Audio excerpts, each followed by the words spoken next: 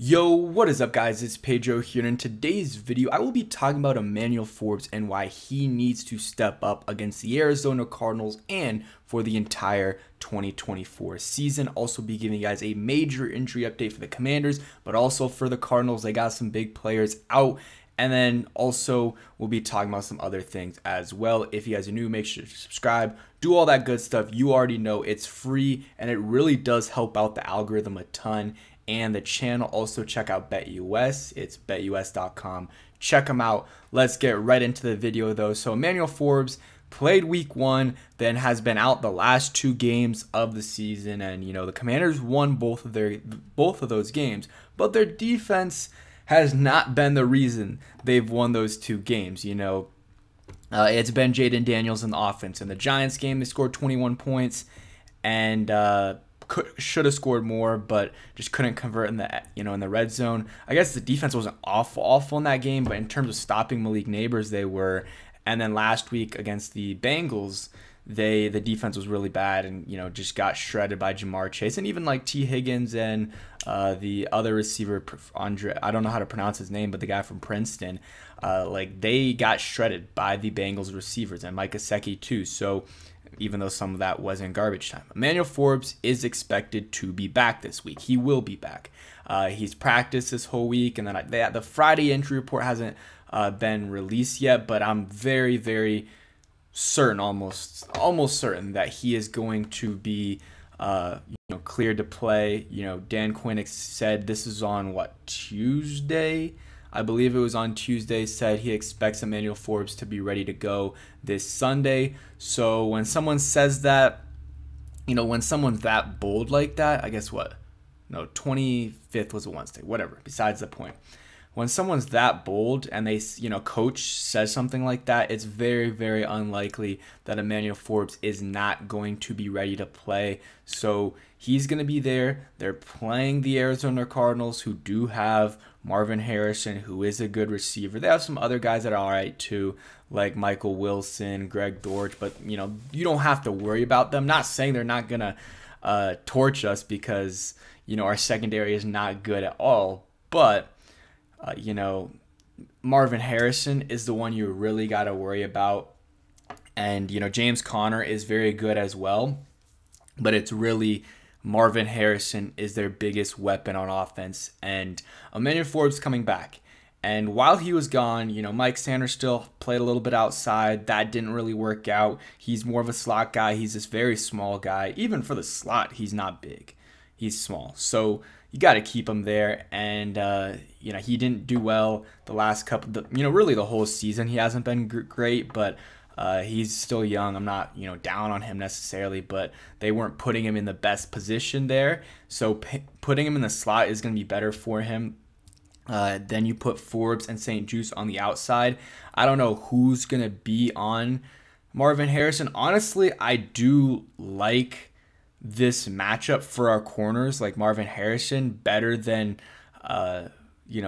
Mike Evans and Jamar Chase and even Malik Neighbors. Like Marvin Harrison, don't get me wrong, he's a stud, but he is, he's not a super strong and physical guy. He's quick and he's a very good route runner. And I'm not gonna lie, I haven't watched a lot of him this year, so I'm not gonna lie to you and say I'm a Marvin Harrison expert or anything.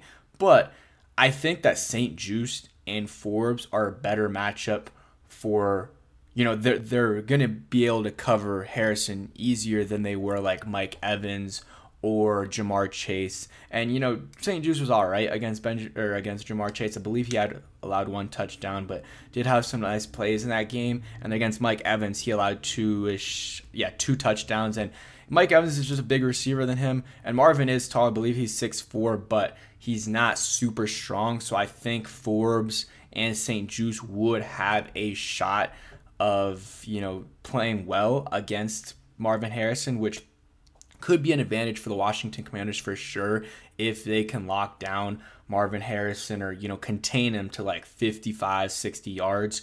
That would be good because he is a very good receiver. I mean, already he's a good receiver, and he's going to be an elite receiver in this league. And going up against the secondary and this defense in general, that, the D-line doesn't get pressure. Like, it's just a combination of everything's bad which makes it harder for each position group. The D-line doesn't get pressure, which makes it harder for the secondary because they have to stay in coverage for longer. And then the secondary sometimes gets beat very easily, and guess what? That doesn't give the D-line time to get pressure, and it's just a double-edged sword there, and they need to start stepping up. And I don't know who's going to step up, to be honest. I don't know who, but Forbes, first-round pick last year. So if anyone's going to step up, I think it's Forbes. I'm not saying he will. You guys know my thoughts on Forbes. I'm not high on him at all, but this is when we need Forbes the most, is this week and the rest of the season. It's our weakest position group on the team, I believe, cornerback is. And if he can turn out to be an okay corner this year, I'm not saying a great corner, but an okay corner, that would be absolutely huge for the Washington Commanders, you know, for the rest of the way, their defense. And honestly, the future too. Like, I don't think, you know, at this point, Forbes is ever going to turn out to be a, you know, star corner in this league, which is what they drafted him to be. But if he can turn out to be an okay corner or a good corner, you know, that's good for right now because, you know, we're really not expecting much out of him. But real quick, a word from today's sponsor. And a huge shout out to BetUS for sponsoring today's video. Make sure you guys check them out. Use code YouTube150 for 150% match deposit on your first 3 deposits up to $2,000. You can see their website right here. Just go to betus.com, and they got some props for this game against the Arizona Cardinals. Here are all the props for the Washington Commanders quarterback Jaden Daniels. Passing yards currently is at 212.5 over under. I personally would go the over for that one. Completions 18.5. Would lean over but not completely sure. And then passing touchdowns over under 1.5. I'm probably leaning the under on that one, but not completely sure on that one. But they got a lot of props on Jaden Daniels, and not just Jaden Daniels. They have props on a lot of the key Washington Commanders players as well. So go ahead and check them out and use that code YouTube150. It's a very good deal. They got the fastest payouts in the industry. And as usual, though, bet responsibly. All right, so we're back. And again, a huge shout out to BetUS. So going back to Emmanuel Forbes, again, the expectations aren't high for him for this season and for the rest of his career, in my opinion. But again, that's why if he steps up this year and has an even okay season, then that's exceeding expectations for us. Even if he does get beat, if he starts to get some interceptions and force some turnovers, that would be huge for us. I mean, the Commanders have forced, what, 1 turnover this whole year, and it was a forced fumble by Benjamin St-Juste. I mean, it has not been pretty on defense, like, at any facet. Like, if you're going to be a bad defense and allow a bunch of points and yards, at least force turnovers, and they're not doing that. So, yeah, something's got to give, and Forbes is the one guy that, like, I'm not saying, again, he will step up and ball out, but, like, he's a guy that really could change his play because he has the talent. Like, there's not a lot of players on this team that are, you know, super underperforming, that are young. I mean, I guess Deron Payne and John Allen, like, we need them to step up. That could change some things, but, like, St-Juste, we kind of know what he is at this point. Bobby Wagner, we know. Like, Frankie Louvu is, you know, is solid, and then the edge rushers, like, they're solid, but, like, they're not going to be stars. So Emmanuel Forbes, like, he's the guy that could step. I guess Johnny Newton, like, there's more than just Forbes. But I talked about Johnny Newton this week. He's a rookie, obviously, and sometimes it takes a little bit longer for those guys to step up, and especially a guy that had an injury the whole offseason. Some injury updates. Trey McBride, the Cardinals, and I didn't even mention him when I was talking about I guess I was talking about the Cardinals receivers, so it makes sense. But Trey McBride is their second best pass catcher behind Marvin Harrison, or, you know, might even at this point be more of a target for Kyler than, you know, Harrison is. Obviously, Harrison's more talented, and down the line is, you know, definitely going to be better. And Harrison's better right now, probably. But Trey McBride is a very good tight end in this league, one of the better ones, and it's a big loss for them. And I think the Commanders overall have done a pretty good job on tight ends. Just in terms of, like, fantasy purposes, I'm always looking, and, like, we don't really allow much to tight ends. Like, week 1 against the Bucs, almost nothing. I believe we didn't allow a catch to K. Dotton. And then the next week, the Giants maybe had one, or I guess we maybe allowed one catch to K-Dot and didn't allow a catch to a Giants tight end. Last week, I believe the Bengals and Mike Gesicki got a lot of garbage time catches, but still, I think that Trey McBride being out is a big deal for sure, and that is an advantage for the Washington Commanders. But Austin Eckler is out. That is a huge blow. He's been probably the most efficient player on this offense. I mean, every time he touches the ball, he's, getting yards, a lot of yards. Whether it's receiving and getting first downs or running the football, he's been pretty efficient there as well. Even kickoff returns, he's been a stud, and I was not expecting him to be our kick returner. Also, Justin Jones, Arizona Cardinals defensive lineman, tore his triceps and is out for the season. So that, he's a good defensive lineman for them. Starter, he's out for the rest of the year, so that's a big blow to them.